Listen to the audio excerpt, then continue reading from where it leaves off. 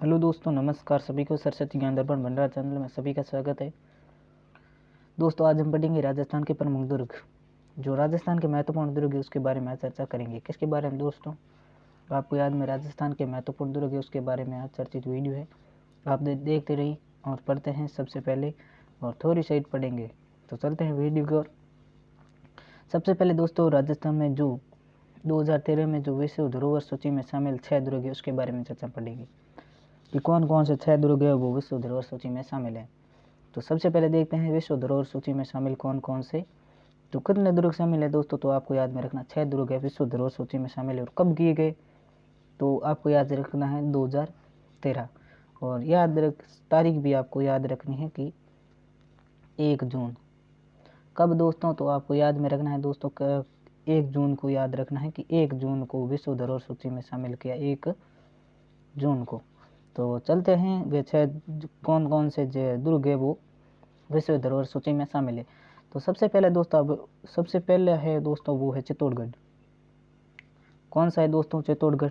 दूसरा हो गया गागरोन, तीसरा रणथंभौर, कुंभलगढ़, जैसलमेर और आमेर दुर्ग। ये 6 दुर्ग है दोस्तों जो विश्व धरोहर सूची में शामिल है। कब किए गए तो आपको याद में रखना है 1 जून 2013 को विश्व धरोहर सूची में शामिल किए गए। वो 13 दुर्ग है, वो 6 दुर्ग है वो शामिल किए गए। तो इसके बारे में जो याद रखने की ट्रिक है दोस्तों, आपको याद में रखना है आम, चीकू, गाजर। ची का मतलब याद रखना चित्तौड़गढ़, कू का कुशलगढ़, और जो गा है उसका गागरोन दुर्ग झालावाड़ में है, और जो जैसलमेर दुर्ग और रणथंभौर दुर्ग और आमेर दुर्ग जयपुर में है। चलते दोस्तों और क्या क्या है दुर्गों के बारे में विशेषता सब कुछ पढ़ते हैं। विशेषता सहित पढ़ते हैं। विशेषता सहित पढ़ने से पहले आप देख सकते हैं सबसे पहले किसने क्या कहा था वो सब कुछ पढ़ेंगे। सबसे पहले आपको याद रखना है कि वीर विनोद जो श्यामल दास हैं, वीर विनोद ग्रंथ के अनुसार श्यामल दास ने वीर विनोद ग्रंथ के अनुसार 84 दुर्ग है, जिसमें से जो मेवाड़ में 84 दुर्ग है उसमें से 32 दुर्गों का निर्माण किसने करवाया दोस्तों? आपको याद में रखना है राणा कुंभा को करवाया। राणा कुंभा ने 32 दुर्गों का निर्माण करवाया 84 दुर्गों में से। राणा कुंभा को राजस्थान का स्थापत्य कला का जनक कहा जाता है। दोस्तों आपको याद में रखना है राजस्थान के स्थापत्य कला का जनक कौन है, तो आपको याद में रखना है कि राणा कुंभा है राजस्थान के स्थापत्य कला का जनक। और उसका जो काल था 1433 से 68 ईस्वी स्थापत्य कला का जो स्वर्ण काल माना जाता है। कब से कब? तो दोस्तों आपको याद में रखना है 1433 से 68 ईस्वी स्थापत्य कला का जो काल है। वेरी वेरी इंपोर्टेंट क्वेश्चन यहाँ से बन सकता है कि जो महाराणा कुंभा का स्थापत्य कला का जो स्वर्ण काल कब से कब तक माना जाता है, तो 1433 से 1468 तक माना जाता है। नेक्स्ट क्वेश्चन दोस्तों ये है कि भारत में जो स्थापत्य कला का स्वर्ण काल माना जाता है दोस्तों वो शाहजहाँ का माना जाता है। 1627 से 58 ईस्वी तक कहलाता है। और मारवाड़ में जो सर्वाधिक दुर्गों का निर्माण करवाया दोस्तों वो मालदेव ने करवाया था। दोस्तों एक बार इसे रिपीट मार लेते हैं ताकि याद हो जाएगा। सबसे पहले आपको याद रखना है कि श्यामल दास वीर विनोद के अनुसार जो ग्रंथ है उसके अनुसार जो 84 दुर्ग है उसमें से 32 दुर्गों का निर्माण किसने करवाया? राणा कुंभा ने करवाया।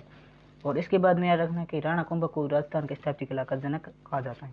और उसका जो स्वर्ण काल माना जाता है 1433 से 68 ईस्वी तक स्थापत्य कला का स्वर्ण काल माना जाता है राजस्थान में। और इसके बाद में भारत में जो स्थापत्य कला का स्वर्ण काल माना जाता है वो शाहजहाँ के काल में माना जाता है, और जो 1627 से 58 ईस्वी तक माना जाता है। और मारवाड़ में जो सर्वाधिक दुर्गों का निर्माण किसने करवाया? तो आपको याद में रखना मालदेव ने सर्वाधिक दुर्गों का निर्माण करवाया।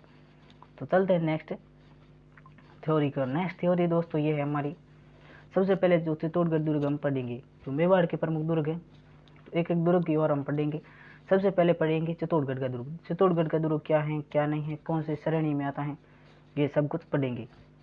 इससे पहले दोस्तों एक और वीडियो बनाएंगे कि जो दुर्गों की श्रेणी है किसके अनुसार कितने प्रकार बताए गए। शुक्र नीति के अनुसार 9 प्रकार बताए गए, जैसे कोटली के अनुसार 4 प्रकार के बताए गए हैं, और जो विष्णुगुप्त है उसके अनुसार 6 प्रकार के बताए गए दुर्ग।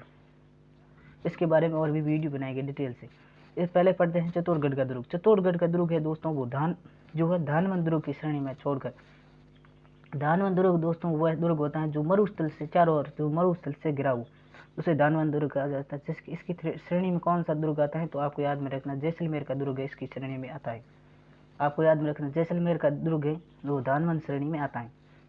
और इस दुर्ग को क्या है कि धानवंत श्रेणी को छोड़कर चित्तौड़गढ़ दुर्ग है वो सभी श्रेणियों में शामिल है। और ये चित्रकूट, इसके उपनाम क्या क्या है? इस दुर्गों को चित्रकूट, जैसे सिरमौर दुर्ग कहते हैं, राजस्थान का गौरव कहते हैं, दक्षिण पूर्व का प्रवेश द्वार कहते हैं, दुर्गों का दुर्ग कहते हैं। और यहाँ पर वेरी वेरी इंपॉर्टेंट लाइन लिखी हुई है दोस्तों, आपको याद में रखना है कि अबुल फजल ने इस दुर्ग के बारे में कहा था कि गढ़ तो चित्तौड़गढ़ बाकी सब क्या है गड्ढे है। दोस्तों आपको ये वेरी वेरी इंपॉर्टेंट लाइन है, क्योंकि ये जो एड आपको इससे पीछे हर प्रकार के प्रश्न भी आपको इसमें मिल सकते हैं कि गढ़ तो चित्तौड़गढ़ बाकी सब गड्ढे, इस ये कथन किसने कहा था या किस दुर्ग के ऊपर कहा है। तो आपको चित्तौड़गढ़ दुर्ग तो पता चल जाएगी, लेकिन इसके किसने कहा था तो आपको याद में रखना अबुल फजल ने कहा था कि गढ़ तो चित्तौड़गढ़ बाकी सब गड्ढे हैं। और ये दुर्ग है वो गंभीरी और बेड़स नदी के संगम पर स्थित है। चलते हैं नेक्स्ट है हमारा दोस्तों, ये है जो चित्तौड़गढ़ का दुर्ग है उस पर जो 2018 में दिसंबर 2018 में 12 रुपये का डाक टिकट जारी हुआ। तो आपको ये प्रश्न भी याद रखना है कि चित्तौड़गढ़ के दुर्ग के ऊपर जो डाक टिकट कब जारी हुआ। तो आपको याद में रखना दिसंबर 2018 कितने रुपए का डाक टिकट जारी हुआ। तो आपको याद में रखना है 12 रुपये का डाक टिकट जारी हुआ। इसके बाद में दोस्तों ये याद रखना है कि यहाँ पर प्रतिवर्ष एकादशी के चित्तौड़गढ़ दुर्ग में जोहर मेला भी बढ़ता है। जोहर मेला कब बढ़ता है दोस्तों, आपको याद में रखना है चैत्र कृष्ण एकादशी को यहाँ पर चित्तौड़गढ़ में जोहर मेले का भी आयोजित होता है। इसके बाद दोस्तों इससे पढ़ते हैं और भी, इस दुर्ग को राजस्थान का दक्षिण पूर्व प्रवेश द्वार कह देते हैं, मालवा का प्रवेश द्वार भी कहते हैं। ये सब ने पढ़ लिया है, पहले भी पढ़ लिया है। और यहाँ पर जो छतरियाँ है वेरी वेरी इंपॉर्टेंट है, जयमल की है, फतेह की है, कल्ला राठौड़ की है, रैदास की है और बाघ सिंह की यहाँ पर क्या है छतरियाँ इस दुर्ग में। और घी तेल की बावड़िया, कातन बावड़ी और जो जयमल फतेह के तालाब और गोमुख कुंड है, ये सब कुछ दोस्तों आपको पता होगा। इसके बाद दोस्तों पढ़ते हैं सनगार चौरी। ये सनगार चौरी क्या है, चित्तौड़गढ़ में जो है प्रमुख स्थल माने जाते हैं, इसके बारे में पढ़ेंगे। ये सनगार चौरी क्या है दोस्तों, सनगार चौरी है जो राणा कुंभा की जो पुत्री थी रमाबाई, उसकी शादी जब उसका विवाह हुआ था उसके समय जो उसके कोषाध्यक्ष था जो वेल का, उसने इस चौरी का निर्माण करवाया था। निर्माण कुंभा के कोषाध्यक्ष यानी वेलका ने इसका निर्माण करवाया था। और ये शांतिनाथ जैन मंदिर बना दिया, बाद में इसको क्या कर दिया शांतिनाथ जैन मंदिर बना दिया था। और आपको पूछ ले रमाबाई की शादी है उसके किसके साथ में हुई थी दोस्तों, आपको याद में रखना है मंडली। और एक वेरी वेरी इंपॉर्टेंट है दोस्तों, यहाँ पर हेडलाइन लिख के आप लिख सकते हैं कि जो सनगार चौरी है एक मेहरानगढ़ दुर्ग में है जो राठौड़ों का राज किया जाता है। और इसके बाद दोस्तों आगे पढ़ते हैं समदीश्वर मंदिर। आपको इतना याद रखना है समदीश्वर मंदिर का निर्माण किसने करवाया, तो राजा भोज ने करवाया था। समदीश्वर मंदिर का निर्माण किसने करवाया दोस्तों, वेरी वेरी इंपॉर्टेंट, यहाँ से प्रश्न बन सकता है। तो इसमें जो मालवा के जब राजा भोज थे उसने 1011 ईस्वी से 1055 ईस्वी नगर शैली में जो नागर शैली उसके अनुसार निर्माण करवाया था। और इसका जो पुनर्निर्माण करवाया था राजा मोकल ने करवाया था, इसीलिए इसे मोकल मंदिर भी कहते हैं। समदीश्वर मंदिर ये कहाँ पर स्थित है, चित्तौड़गढ़ में। इसका सर्वप्रथम जो निर्माण करता कौन है, तो राजा भोज माना जाएगा 1011 ईस्वी से 1055 ईस्वी के दौरान। और इसका जो पुनर्निर्माण किसने करवाया था, राजा मोकल ने करवाया था। और इसे मोकल मंदिर भी कहते हैं। और इसके आगे पढ़ते हैं 27 या देवरी। जो 7 और 20 छोटी छोटी जो 27 है जो आप मान सकते हैं छोटी छोटी है, देवरी है 27, उसे जैन धर्म में 24 तीर्थकारों को समर्पित है। किसे समर्पित है, 24 तीर्थकारों को समर्पित है, जैन धर्म के 24 तीर्थकारों को समर्पित है। इसके बाद में पढ़ते हैं तुलजा भवानी। आपको पता ही होगा तुलजा भवानी वह शिवाजी की कुल देवी है। और इसका निर्माण किसने करवाया था, मंदिर का निर्माण तो बनवीर ने 1536 ईस्वी में 1536 से 1540 ईस्वी के मध्य करवाया था। इसके आगे पढ़ते हैं ये कुंभश्याम मंदिर है, वहाँ पर चित्तौड़गढ़ में जो दर्शनीय स्थल के रूप में देखा जाए। कालका माता मंदिर है। इसके बाद में आगे हम पॉइंट पढ़ेंगे, वेरी वेरी इंपॉर्टेंट क्वेश्चन है वो यहाँ से बनता है विजय स्तंभ के बारे में, जिसे टावर ऑफ विक्ट्री कहते हैं, चित्तौड़गढ़ दुर्ग में स्थित है। और ये कितनी ऊंचाई पर बना, 122 फीट और 9 मंजिला पर है। कितना दोस्तों आपको याद में रखना, 122 फीट है और कितनी मंजिल पर बना हुआ है, 9 मंजिल पर बना हुआ है।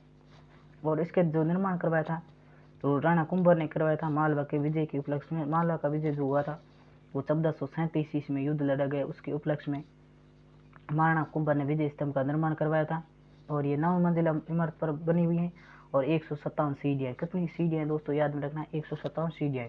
और इसके साथ साथ में याद रखना है कि इसमें जो 122 फीट और 9 मंजिल इमारत है और इसका निर्माण 1440 ईस्वी से 1448 ईस्वी के मध्य करवाया गया था। कब तक करवाया, जो 8 वर्ष लगे कि इस जो विजय स्तंभ का निर्माण करते समय। और इसके बाद हम पढ़ते हैं दोस्तों आगे, और इसके आगे जो पढ़ेंगे जो विजय स्तंभ के बारे में, तो विजय स्तंभ में इतना ध्यान रखना है कि इसमें 8वीं मंजिल है, उस पर कोई प्रकार की मूर्ति नहीं है। जो 8वीं मंजिल आपको दोस्तों याद में रखना है, जो 8वीं मंजिल है इसमें कुछ नहीं लिखा हुआ है, 8वीं मंजिल पर कुछ नहीं लिखा हुआ है।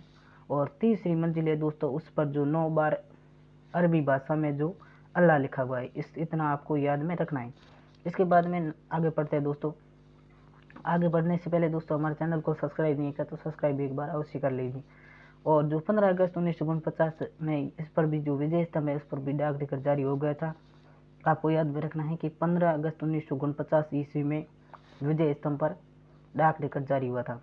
तो आपको ये वेरी वेरी इंपॉर्टेंट क्वेश्चन यहाँ से बन सकता है कि विजय स्तंभ पर डाक टिकट कब जारी हुआ है, तो 15 अगस्त 1949 ईस्वी में जो डाक टिकट है जारी हो गया है। इसके बाद में और भी पढ़ते हैं आगे।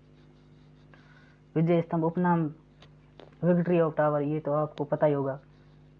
विजय स्तंभ उपनाम, इसके बाद में इसके साथ साथ और किसी ने क्या कहा था, इसको कुतुबुद्दीन ऐबक ने क्या कहा था, जो कुतुब मीनार है, कुतुब मीनार से श्रेष्ठ बताया कर्नल जेम्स टॉड ने, रोम के टावर के समान बताया फर्ग्यूसन ने। ये दोस्तों वेरी वेरी इंपॉर्टेंट है, आप पढ़ लेना एक बार। संगीत की भव्य चित्रशला है, वो डॉक्टर सीमा राठौड़ ने बताया। पौराणिक देवताओं का अमूल्य कोष बताया है, गौरीशंकर हीराचंद ओझा ने बताया है। जो लोक जीवन का रंगमंच है तो गोपीनाथ शर्मा ने बताया है। और विष्णु ध्वज, ये दोस्तों वेरी वेरी इंपॉर्टेंट, यहाँ से विष्णु ध्वज कई बार आ चुका है, आने की पूरी उपेंद्र नाथ डे ने बताया है, ये आपको याद में रखना है। तो आपको एक बार और भी पढ़ लेते हैं ताकि याद हो जाए। आपको पता होगा कि कुतुब मीनार से श्रेष्ठ किसने बताया था, कर्नल जेम्स टॉड ने विजय स्तंभ को बताया था। जो रोम के टावर के समान बताया था फर्ग्यूसन ने। हिंदू प्रतिमा शास्त्र की अनुपमा निधि बताया था जो R.P. व्यास ने बताया था। और संगीत की भव्य चित्रशला डॉक्टर सीमा राठौड़ ने बताया। और पौराणिक देवताओं का अमूल्य कोष बताया गौरीशंकर हीराचंद ओझा ने बताया। और लोक जीवन का रंगमंच बताया था गोपीनाथ शर्मा ने। और विष्णु ध्वज उपेंद्र डे ने बताया था। तो विष्णु ध्वज के समान किसने बताया था, उपेंद्र डे ने बताया। चलते दोस्तों नेक्स्ट की ओर। नेक्स्ट है दोस्तों हमारे ये कीर्ति स्तंभ के बारे में पढ़ेंगे। विजय स्तंभ के बारे में पढ़ लिया। 122 फीट ऊंचाई पर है और 9 मंजिला इमारतें, 157 सीढ़ियाँ लगी हुई हैं। और 1949 15 जो अगस्त 1949 में डाक टिकट जारी हुआ था। जो उसके 8वीं मंजिल पर जो है कुछ भी मूर्तियाँ नहीं रखी गई है। तीसरी मंजिल पर 9 बार अल्लाह लिखा हुआ है। आपको जो 1440 से 1448 ईस्वी के मध्य इसका निर्माण हुआ था। सारंगपुर विजय के उपलक्ष्य में इसका निर्माण करवाया था। ये दोस्तों आपको याद में रखना, सारंगपुर का युद्ध कब हुआ था, तो 1437 ईस्वी में युद्ध हुआ था। इसके बाद पढ़ते हैं कीर्ति स्तंभ। कीर्ति स्तंभ क्या था दोस्तों, कीर्ति स्तंभ और विजय स्तंभ कुछ दोस्त एक साथ ही समझ लेते हैं, लेकिन ये अलग अलग हैं। ये चित्तौड़गढ़ दुर्ग में स्थित है। कहाँ पर स्थित है दोस्तों, याद रखना कि विजय स्तंभ के दुर्ग में स्थित है, चित्तौड़गढ़ दुर्ग में। और इस जैसे जैन स्तंभ या मरु कनक भी कहते हैं। इसके साथ साथ आपको याद में रखना है स्तंभ मेरु कनक प्रभ भी कहते हैं। इसका निर्माण 12वीं सदी में जो बग्गे रावल है महाजन, जो सेनाई का पुत्र जैन व्यापारी जीजा ने इसका निर्माण करवाया। जीजा को कहाँ पर लिखा होता दोस्तों, जीजा ने इसका निर्माण कराया। जो इसकी ऊंचाई है वो 75 फीट है केवल, और उसकी 122 फीट है विजय स्तंभ की। और 7 मंजिला है, 7 मंजिला इमारतें दोस्तों आपको याद में रखना। और वो 9 मंजिला इमारतें। और ये इमारत जैन धर्म के प्रथम तीर्थकार आदिनाथ या ऋषभवेद को समर्पित है, इसने याद रखना है विजय स्तंभ के बारे में। कीर्ति स्तंभ के बारे में सोच दोस्तों, कीर्ति स्तंभ एक बार दोबारा देख लेते हैं कि चित्तौड़गढ़ दुर्ग में स्थित है। मेरु कहा जाता है इसे, कनक कहा जाता है, स्तंभ के या प्रभ भी कहते हैं। जो इसका निर्माण है 12वीं शताब्दी में। ये दोस्तों इतना याद रहे तो नहीं रहे तो कुछ बार नहीं, आपको इतना याद रखे इसका जीजाक ने, इसका जो जैन व्यापारी था जीजाक ने इसका निर्माण करवाया। इसकी कुल ऊंचाई कितनी है तो आपको याद में रखना 75 फीट है और 7 मंजिला इमारत है। इसके साथ साथ ये जैन धर्म के प्रथम आदिनाथ हैं या ऋषभवेद को भी ये समर्पित है। दोस्तों आपको चित्तौड़गढ़ दुर्ग के बारे में इतनी विशेषता आपको याद में रखनी है। तो आज के लिए बस इतना ही। ये चित्तौड़गढ़ वीडियो जो चित्तौड़गढ़ दुर्ग है उसके बारे में वीडियो बनाया था, आपको कैसा लगा कमेंट में अवश्य बताइए। और हमारे चैनल पर नए हैं तो चैनल को सब्सक्राइब करें और शेयर भी करें और अधिक लोगों के पास भेजें ताकि हमारे चैनल को सब्सक्राइब करें। प्लीज़ सपोर्ट और धन्यवाद सभी का। जय हिंद, जय भारत।